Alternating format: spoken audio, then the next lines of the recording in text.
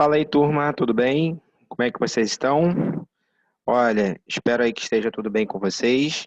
A gente vai aqui avançar num tema muito importante nas aulas de história, porque nós estaremos falando de um período ali histórico que é muito longo, ok?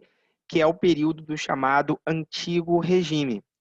Então é fundamental que a gente saiba que ao final ali da crise do século XIV, né, como a gente já viu, da peste negra, peste bubônica, Guerra dos 100 Anos, né, aquele período de enorme crise que aconteceu no século XIV na Europa, a gente vai ver um fenômeno lento, muito vagaroso, um fenômeno que começa ali no século XIV e vai alcançando mais espaço na sociedade europeia até o século XVIII, quando ocorre justamente a chamada guerra, a Revolução Francesa.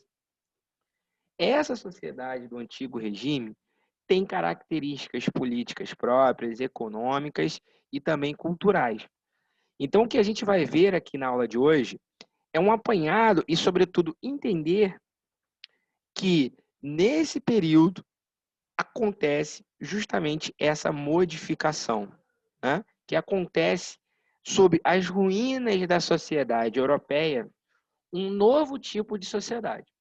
Agora, esse novo tipo de sociedade do antigo regime, em que vai ter a característica política absolutista, econômica mercantilista, etc., a gente vai ver que, apesar de ser uma nova sociedade, se comparada à sociedade feudal, ela ainda traz consigo, carrega no seu período histórico, muita lembrança, muitas características, muitas estruturas sociais da época feudal.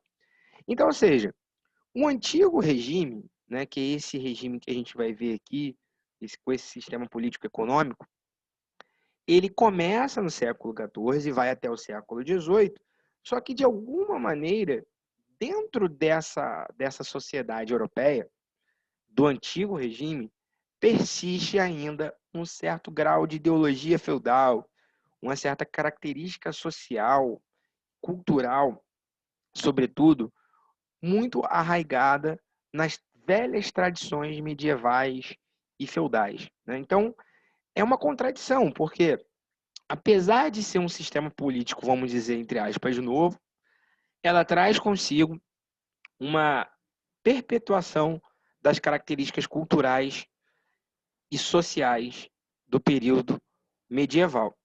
Então, é um período muito interessante da gente perceber e saber por que é um período que é fundamental, que é cobrado no Enem, é um período que é cobrado nas provas da UERJ, é um período que você precisa saber sobre um período tão longínquo, tão duradouro que houve na história da Europa, que é esse regime, ou melhor, esse antigo regime, né? Então, a gente vai ver aqui que essa formação política chamada de absolutista tem muito a ver com a formação dos estados modernos. Vamos entender o conceito de antigo regime. Entender que esse novo regime político, né, o absolutismo, ele ao longo do tempo teve alguns apoios, vamos dizer assim, algumas colaborações, formulações teóricas por alguns filósofos, como Thomas Hobbes, né, que é um cara muito importante na história da filosofia, e vamos ver as características sociais e econômicas e culturais dessa sociedade do antigo regime, ok? Pois bem, é interessante da gente retomar aqui o que a gente viu sobre a época feudal e ali na época ali da Alta Idade Média, que foi justamente a formação dos feudos. Então, os feudos eram regidos pela nobreza, ok? E em cada feudo havia uma certa autonomia em relação a algum poder central. Então, por exemplo, existia o rei da França? Existia. Só que aquele rei da França, na época medieval, ele não era um rei todo-poderoso, como a gente imagina, porque quem mandava de fato era o senhor, era o nobre, que comandava aquele dado feudo. Então havia enormes contradições, né, no feudalismo, porque apesar de haver o mesmo reino, como o reino da França, dentro dele havia feudos que guerreavam entre si, que formavam milícias próprias, que cobravam impostos, que tinham moedas próprias. E até mesmo, gente, línguas, né, dialetos muito distantes do original francês, né, muito próprios, muito peculiares àquele grupo.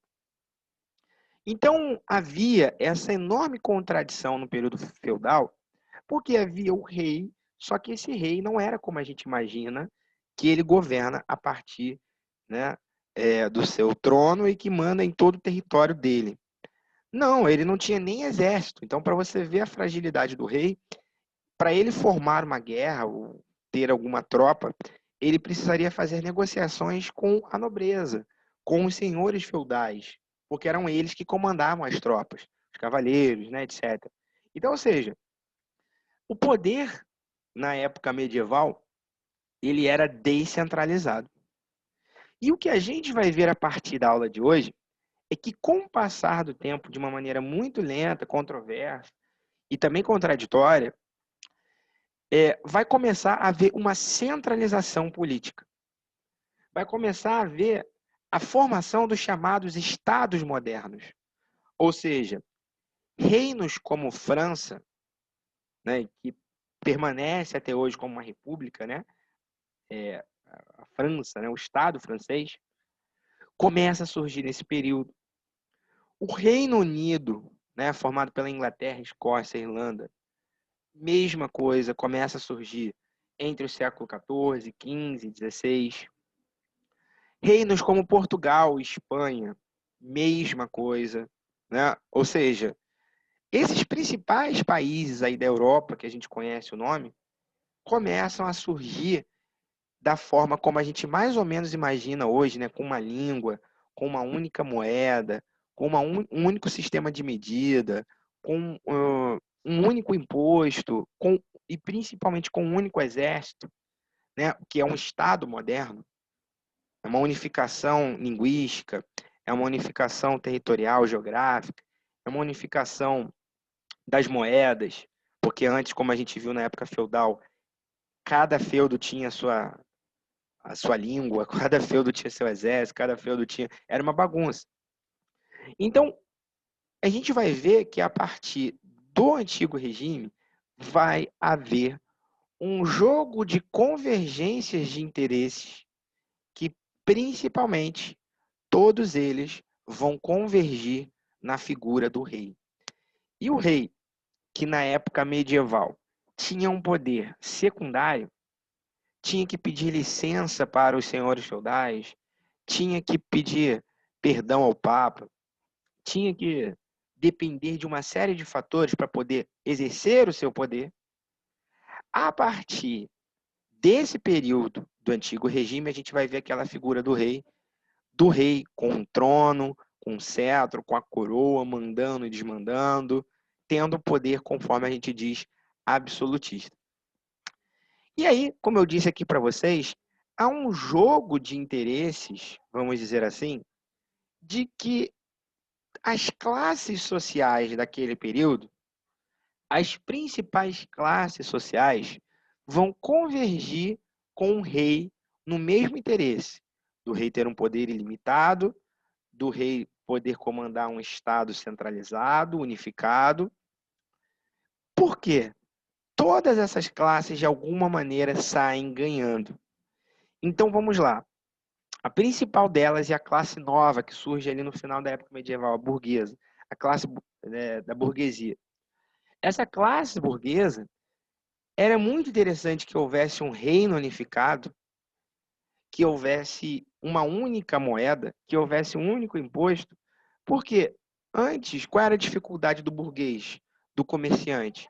Era transportar os seus produtos para outros feudos, e no outros feudos, cada feudo, imagina, que você, para chegar num ponto ao outro, você precisa passar por 10 feudos. Em cada feudo você paga imposto, pedágio, né? Encarece o produto, onera o burguês. Então, qual é o interesse da burguesia? Que surge alguém com um poder muito forte para que possa unificar tudo numa coisa só, que não fique pagando várias coisas, né? Então você imagina a dificuldade de um comerciante, por exemplo, às vezes de chegar numa região que não fala a sua língua, que tem um dialeto totalmente diferente, né? Então para eles é mais jogo que tem uma única língua. É para eles também jogo que tem uma única medida, como por exemplo a unificação da medida do milímetro, né, decímetro, metro, etc, né? Por quê? Imagina o cara com uma medida para vender metros de tecido, por exemplo, e ele chega num outro feudo, tem uma outra unidade de medida. É uma bagunça, né? Então a burguesia apoia essa iniciativa do rei de concentrar o poder, porque eles vão ganhar com isso. Perfeito? Né? A mesma coisa o clero e a nobreza, porque nesse regime, né, absolutista, essas duas classes, a nobreza e o clero, vão ser sustentadas pelo rei. Então, enquanto, por exemplo, a burguesia vende seus produtos e paga imposto, enquanto os cidadãos, né, o proletário, enquanto o camponês trabalha e paga imposto, o nobre ele está ali sendo sustentado, né, pelo governo. Recebe dinheiro, recebe bolsa, recebe charuto, recebe champanhe, recebe tudo sem pagar nada. O próprio rei é que paga para eles, né? Isso é uma mentalidade que é muito diferente de hoje em dia, só que a gente vai ver que é fundamental esse ritual, né, do rei pagar para o nobre, para o clero, como uma força simbólica nesse período do antigo regime. Mas isso aqui a gente vai ver no momento apropriado, ok? Então é interessante a gente ver que essa formação dos estados modernos tem justamente como pano de fundo, como interesse, uma convergência de interesses de várias classes que estão nessa sociedade, na ruína da sociedade feudal. Lembra, né, que a nobreza decai com a crise do século XIV, com a peste negra, e aí nada melhor do que eles serem sustentados por alguém. Melhor do que trabalhar, melhor do que, né, suar, melhor do que buscar ganhar o pão do dia a dia, é melhor ser sustentado. Então era essa lógica do nobre e do clero nessa sociedade do antigo regime. Então, quando a gente fala na palavra antigo regime, você tem que associar justamente essas três dimensões. A dimensão política do antigo regime, que é, por natureza, a política absolutista, a natureza econômica mercantilista, que tem como interesse a proteção da burguesia nacional daquele estado. Então, ou seja, o rei francês protege a burguesia francesa. O rei da Inglaterra protege a burguesia inglesa. O rei português protege a burguesia portuguesa e assim por diante, né? Então, a gente vai ver essa característica do mercantilismo e a dimensão cultural, simbólica dessa sociedade. Então, quando a gente fala em antigo regime, nós estamos falando de um pouquinho de cada coisa. Política absolutista, econômica mercantilista e cultural, como a gente vai ver aqui do antigo regime, ok? Então, vamos entender um pouquinho aqui o sentido político. Bem, o absolutismo, como o próprio nome diz, é o poder absoluto, um poder sem contestação. Né? Então, de alguma maneira, em todos esses estados europeus, que surgem a partir do século XVI, existe um certo grau de adoção de política absolutista. Então, a França foi absolutista, a Inglaterra, por um período, foi absolutista, Portugal, Espanha, mesma coisa, a Áustria. Então, é por isso que é importante você entender. E o que é o poder absoluto? O poder absoluto é o poder sem freio. O rei, ele comanda a justiça, comanda a economia, comanda a religião, ou seja, ele é quase um faraó, né? Ele acumula todos os poderes possíveis. E não há como haver uma oposição. Então é interessante a gente pensar hoje no regime republicano, por exemplo, que existe o poder legislativo e o poder executivo.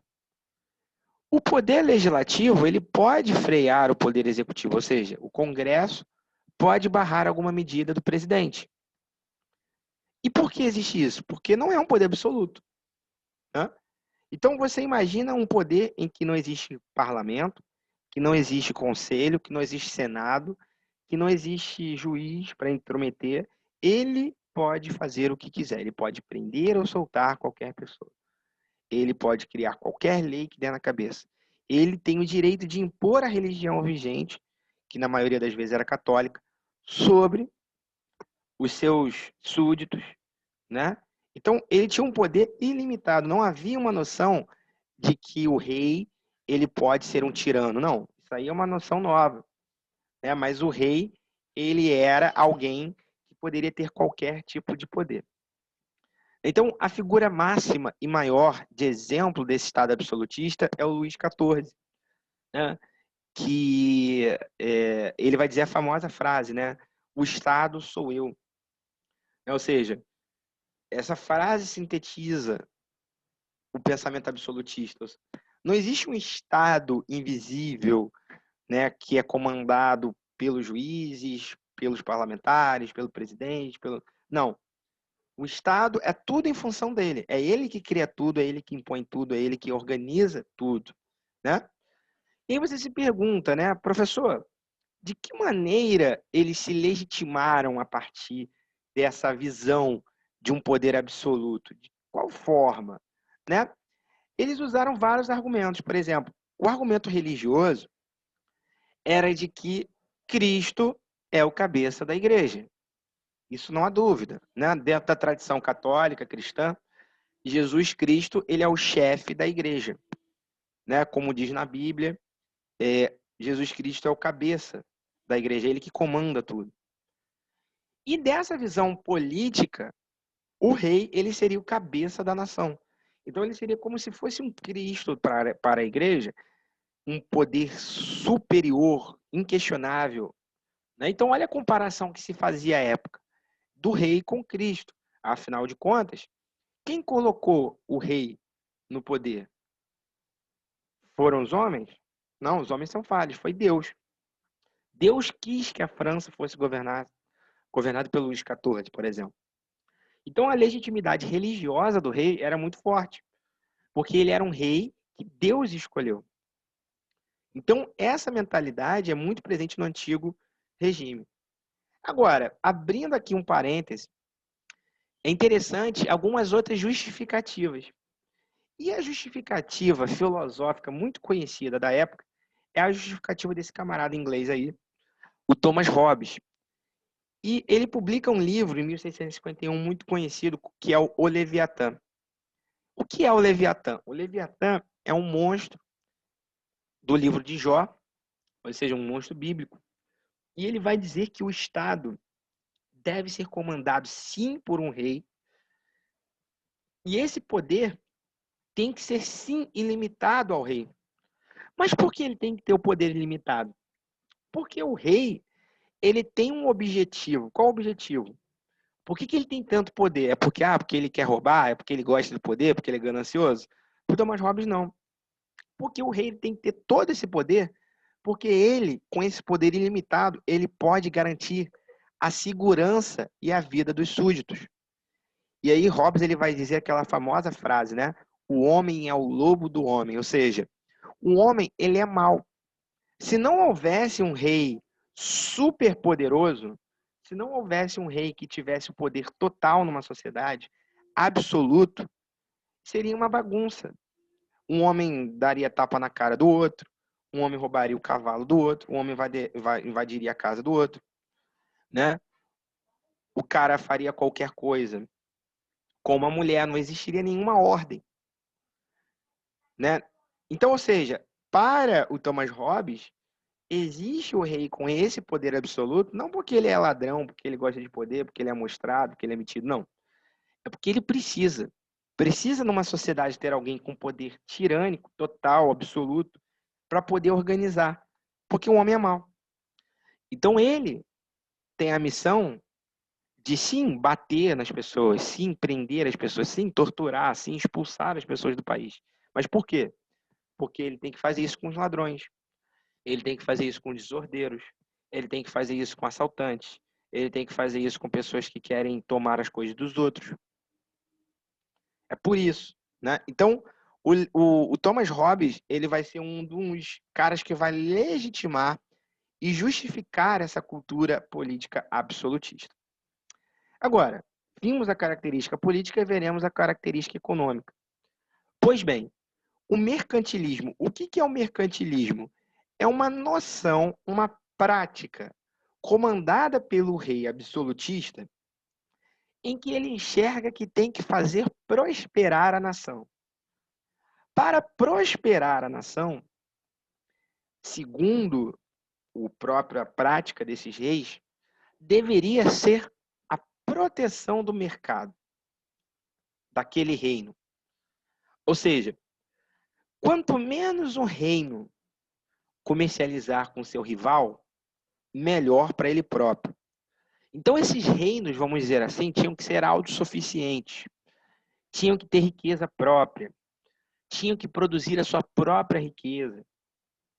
E de que maneira o rei, que comandava tudo, inclusive a economia, fazia para fazer o seu reino ser um reino poderoso e rico? Primeiro, adotando uma prática chamada de protecionista, ou seja, se o reino da França justamente perde a concorrência para uma empresa britânica, inglesa, dentro de solo francês, porque lá eles vendem com preço menor, então o que o rei faz? Aumenta os impostos dos produtos ingleses, para fazer com que o consumidor francês compre produtos franceses. Essa prática protecionista é uma prática, né, do Arco da Velha, né, desse período, mas que até hoje os estados usam. Então, o que o Trump está fazendo com a China? A mesma coisa. Você viu que o Trump está proibindo o TikTok, né? Lá nos Estados Unidos, que é uma empresa chinesa. Por quê? Porque ele quer que o norte-americano só acesse o Facebook, o Instagram, né, ou qualquer outra rede social americana. É uma proteção ao mercado interno. Outra lógica também dos mercantilistas era a balança comercial favorável. Ou seja, o que era a balança comercial favorável? É fazer com que o Estado venda mais do que compre. Então a lógica para eles era: só vai haver um Estado rico à medida que um Estado ele venda mais do que compre produtos, exporte mais do que importe, né? Ou seja, é a lógica que tem que ter uma balança comercial favorável. E, sobretudo, né, nos países ibéricos, ou seja, Portugal e Espanha, vai haver a noção do metalismo. O que é o metalismo? É a riqueza associada à produção de metais preciosos. Ou seja, se um país achar 300 mil toneladas de ouro, aquilo é um país rico. Se um país tem 1 tonelada de ouro, então aquilo é um país pobre, comparado a ele. A prática metalista. Por que essa prática é tanto controversa? Porque, por exemplo, Portugal arrancou muito ouro aqui das Minas Gerais, mas virou rico? Não. Por quê? Né? Importou uma série de produtos industriais da Inglaterra, tirando o ouro da mão de portugueses e passando para ingleses. Mas isso é uma outra história que a gente vai ver lá na frente com o liberalismo, né? Havia também a prática dentro do mercantilismo de colonialista, ou seja, a lógica de que se eles acham um pedaço de terra onde tem um bando de pessoa pelada, com roupa estranha, né? Pessoas com uma cultura pagã que não é a cultura deles. Então, o que esses reinos fazem? Vão lá, ocupam aquele território e exploram, ou seja, formam colônias. Então, ou seja, o mercantilismo, que é a prática econômica dos reis absolutistas, é todo esse pacote, né?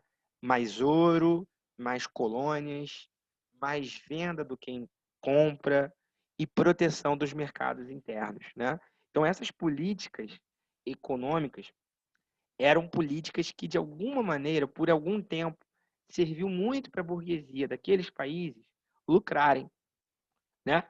Mas como a gente vai ver lá na frente, essa situação começa em algum momento a ser desfavorável para a burguesia, quando a burguesia ela começa a enxergar que não precisa da França para eles serem ricos, não precisa da Inglaterra, não precisa de ninguém, o que eles precisam é do mundo inteiro. O mundo inteiro é para eles, não precisa de países. Mas isso a gente vai ver lá na frente, né? Mais à frente. E por último, para finalizar aqui, a dimensão cultural desse período, que é o quê? A visão da divisão social. E aqui nós temos uma característica muito perpetuadora, vamos dizer assim, da cultura medieval, que era a cultura dos três estados, né? Ou seja, quando um bebê nasce, nessa sociedade do antigo regime, ele vai ter três opções. Ou ele vai ser do clero, primeiro estado, ou ele vai ser da nobreza, segundo estado, ou ele vai ser do povão, terceiro estado. Nenhum desses estados podem se misturar nas funções. Então, ou seja, se um bebê ele nasce nobre, ou seja, de uma família de nobres, ele nunca vai poder trabalhar como camponês, como advogado, como professor, né? Por quê?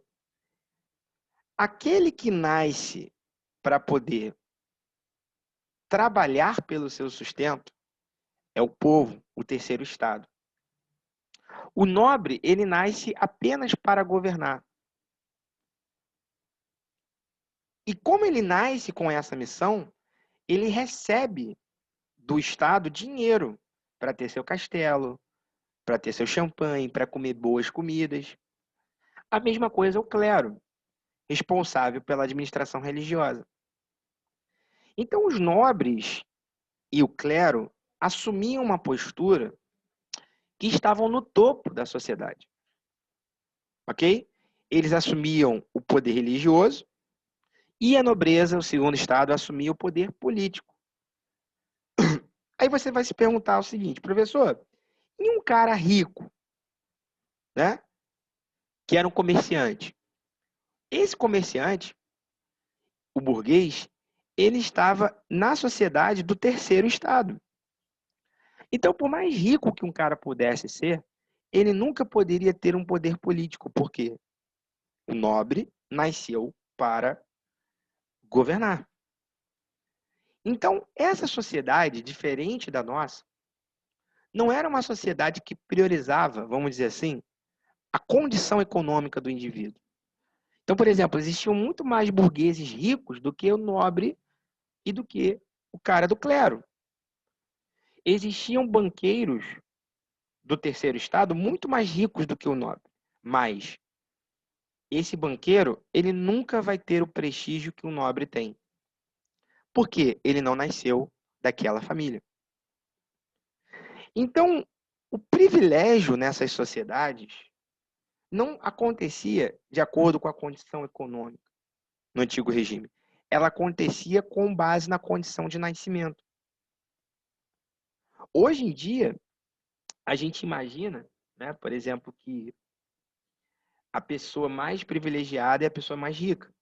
Faz sentido nas classes sociais que nós vivemos. Mas naquela sociedade, um nobre, ele poderia até ser pobre, não ter muito dinheiro, mas toda vez que ele passasse na rua, um burguês, por mais rico que fosse, ele se abaixava e prestava ordens, cumprimento a ele. Então, o prestígio ele era baseado na condição de nascimento e não no mérito ou no dinheiro ou no trabalho da pessoa. Ou seja, era uma sociedade desigual, uma sociedade de privilégios, porque somente o terceiro estado pagava impostos. O banqueiro, o mendigo, o professor, o advogado, o camponês, só eles. O nobre e o clero não pagam, não só não pagam impostos, como eles são sustentados pelos impostos do terceiro estado. E é dentro dessa figura que surge o maior exemplo dessa cultura do antigo regime, que é a corte. A corte francesa no Palácio de Versalhes, por exemplo, era uma corte que abrigava cerca de 15 mil nobres. Então você imagina hoje, né, que o ideal de felicidade de um cara rico é morar numa mansão enorme com poucas pessoas. Ou seja, uma casa muito vazia. Só que a corte era justamente o contrário. Era uma casa muito grande para ter muita gente, para ter muito nobres, né? Então, existiam mais de 10 mil cômodos em que moravam mais de 15 mil pessoas, em que todo mundo comia junto, todo mundo fazia festa junto, todo mundo ia para a missa junto, né? Então, olha que diferença, né, que nós temos da nossa sociedade hoje em dia. Hoje em dia é tudo muito individualista, né? A elite é individualista. Ela mora numa casa enorme com 3 pessoas, ou às vezes até sozinho, né? Uma casa muito grande e vazia. Agora, na sociedade de corte, na sociedade do Antigo Regime, essa elite, na nobreza e do clero, elas viviam sim num palácio muito grande, mas eles viviam tudo em conjunto. Porque o que valia era para eles, aquela elite, estar ali próximas um dos outros. Eles estarem conversando uns com os outros. Eles estarem indo para a missa no mesmo dia, todos juntos. Então, olha que diferença.